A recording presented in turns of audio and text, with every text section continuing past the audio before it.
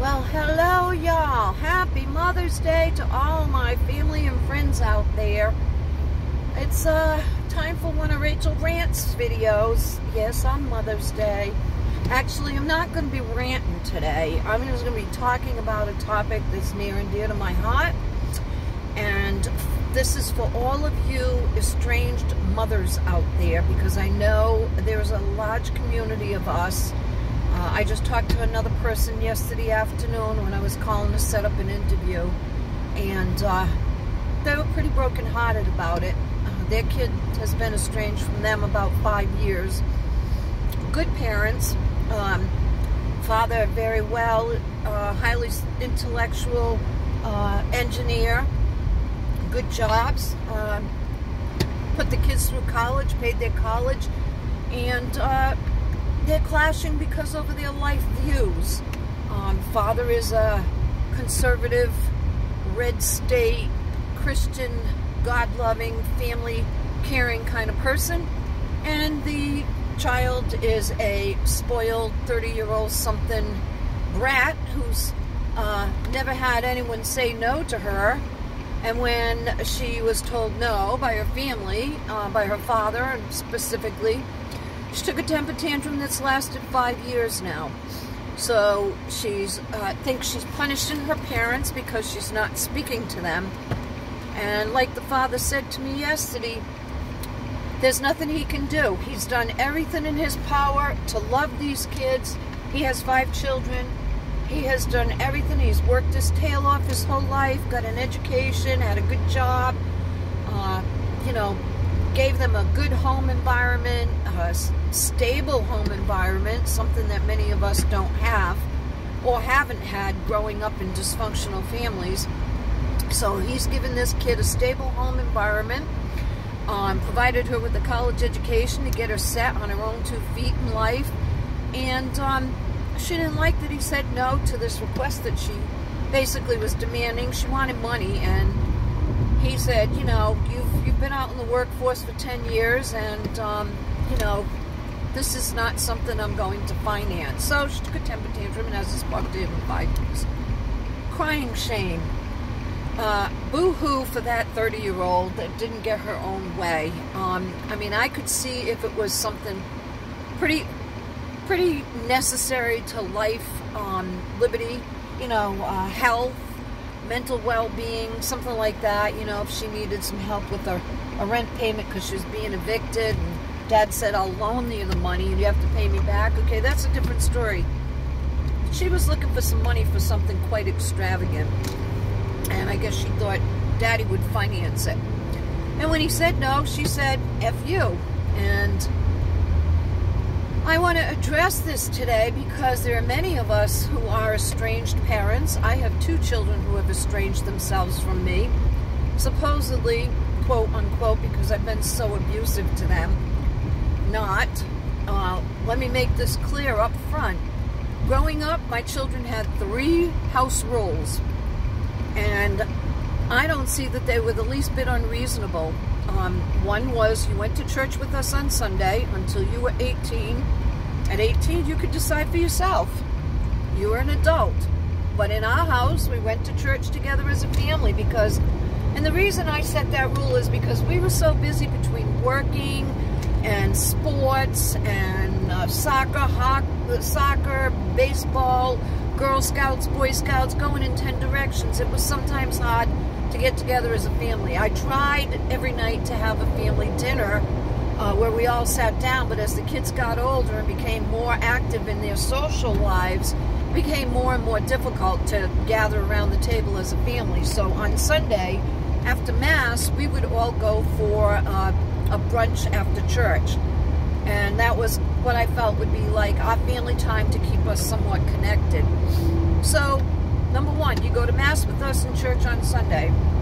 Number 2, you call home if you're going to be late because Mom has to get up for work in the morning, and it's not fair to me that I walk the floors all night wondering where you are because I can't lock the door, or, you know, I'm worried that you're not home yet. So, you call if you're going to be late. Number 3, no pornography in the house. None. I know teenage boys, that's their big thing. They go through puberty and, you know, they're curious and interested and all of that happy horse shit.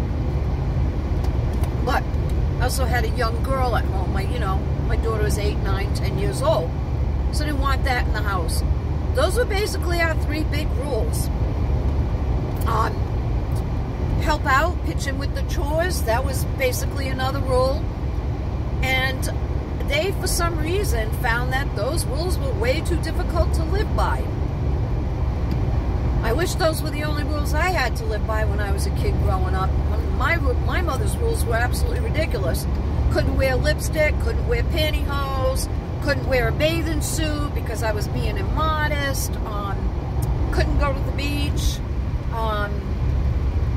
couldn't have friends sleep over because we couldn't afford it, couldn't afford to entertain. I mean, I had no phone. We had no phone because our phone was disconnected so often. So at 16 years old, I can't call my friends, and my friends can't call me, and I have to go to school and face them the next day saying, yeah, we don't have a telephone because we're too poor. So, you know, because my father's been drinking, pissing all the money down the toilet. You know, today, these kids, they have no idea. My kids have no idea. Anyways, so I, too, have 2 children, adult children who have estranged me.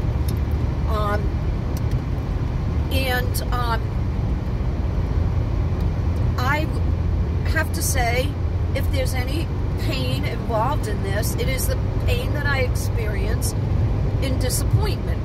Very disappointed in their behavior because I had such high standards set for my children. I had such high hopes set for them. I had, you know, raised the bar pretty high as to what I expected them to be as citizens in this universe.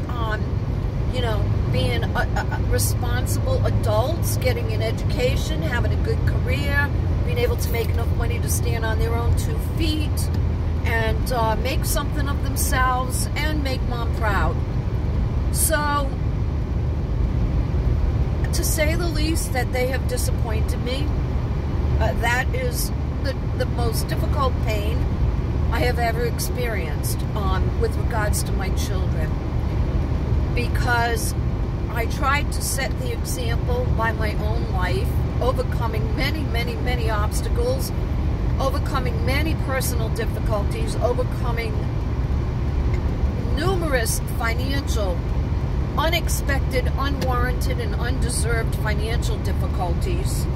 You know, those of you that know me know the story about, you know, my daughter's being in a coma and going through open heart surgery and having to undergo physical therapy, speech therapy, my having to stay home as a caretaker mom for 3 years to help her through the recovery, you know, my loss of income, a loss of our home because of all those medical bills, all of that, you know. So from my own example of overcoming these difficulties with 0 help from anybody, literally no help from my parents, no emotional support from my family, I would have thought that my kids would have seen by the example that I gave them that you just pick yourself up no matter what's going on and you keep trying, you do your best, you never give up, you never quit. But that doesn't seem to be the case. With estranged parents, the children seem to want to blame the parents for everything that is not right in their life. So, like, if they can't buy a $400 Coach diaper bag, it's the parents' fault. Somehow it's my fault. They can't afford to spend $400 on a Coach bag. Or they can't make their car payment. Somehow it's my fault. Even though they keep quitting their jobs, they don't like making picnic tables, they don't like driving trucks, you know, they don't like working at a grocery store, whatever the situation is, they just keep quitting their jobs, and somehow it's my fault they can't make their rent payments. I have to be honest and tell you, as difficult as my life had been, I had never had a problem with getting evicted until my cousin Robert evicted me. And those of you, again, who know my story know that that eviction had nothing to do with non-payment of rent, because I continued to make my rent payments. You know, he refused to accept the money, but I sent the money to his lawyer. So I've always managed somehow, some way to keep a roof over my head for the most part. And when I couldn't, I didn't put that burden on anybody in my family. I didn't make it my kid's burden or anything like that. I am currently with one child who is very, very loving. He has some issues. Those of you who know me know he's transgender. And we squabble about that. We go back and forth over it. But I can't say that he has not been good to me as far as being kind and loving. And this morning I woke up and I had a bag full of gifts. I had flowers. I had a beautiful candle, Yankee candle. I had a beach towel for the pool. I had some candy. I had a teddy bear that says, "Mom, I love you," and I had the most beautiful Mother's Day card you could ask for. And he signed it, "Love you with all my heart, Christy." So, for you parents out there, don't go where you're not wanted. If you have kids that have estranged you, that's really sad, but that's their problem. And I think I've cried enough tears over the fact that my daughter's been out of my life for 18 years. But come to realize it's probably for the good, because if she were in my life, I probably wouldn't like her. I wouldn't like her values.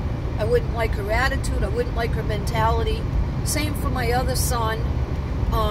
You know, I tried to help him as much as I could, try to get him on his feet from his military disability, and done everything I could. And at this point, I don't like the person he's become. And I can't change him. I can only change me, and I can change how I react. And, you know, my Aunt Jean said, don't go where you're not wanted. Those kids don't want to be a part of your life. They're going to have to come to terms with that.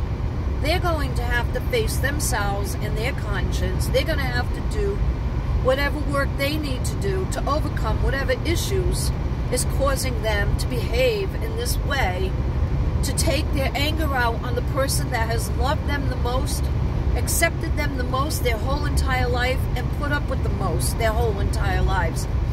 They will have to face that. Sooner or later, someday, it's going to come back to roost in their nest. And at this point, I've come to terms with the fact that they don't want nothing to do with me, and it's okay. Probably because whenever they're around me, I'm a constant reminder of the fact that they disappoint me by their lifestyles, and they know that they should be doing way better than they are. And I'm not saying they should be rocket scientists or doctors, but that their lives should be stable. They should have at least a career under their belt, pursued an education, done something with themselves other than hang out and play video games and sit around and talk bad about people behind their backs all the time. I can't change that. I can love the people who love me. I have a wonderful godchild. She's like the daughter I always wanted. She's made me very proud. She works for the FBI. And I have a transgender kid that is very active in politics and doing quite well with all of that. And so I just know that I give the love where the love is deserving. Do I say that I hate these children that have estranged me? Absolutely not. I love them with all my heart. I pray for them all the time. I think of them all the time. I buy birthday cards and Christmas cards, and I sign them, and I stick them in a box, and someday when I'm dead and gone, they'll get them. If I mail them, they'll send them back to me, so I don't mail them. But at least they'll know that I thought of them every single holiday, every single birthday, every special occasion. They'll know that I never forgot them. And if they were to come back into my life, they'd be welcome with an open arms and a full heart full of love, because I understand they're trying to figure out what their issues are. I do have to say this. I was speaking just this morning to a dear friend of mine, Martha Watkins. I haven't talked to her in ages. And she was sharing with me some of the things that she's been through and she's experienced and she's seen with other parents who are going through parental estrangement. And, you know, like she said, the devil has gotten a hold of these kids, twisted their minds, filled them full of communistic social philosophy, and they live by a rule of law, me, myself, and I. They live by the rule of law that whatever goes, goes. Whatever they want, they can have. You know, can't pay the rent, but we can make trips, you know, cruises to the Bahamas.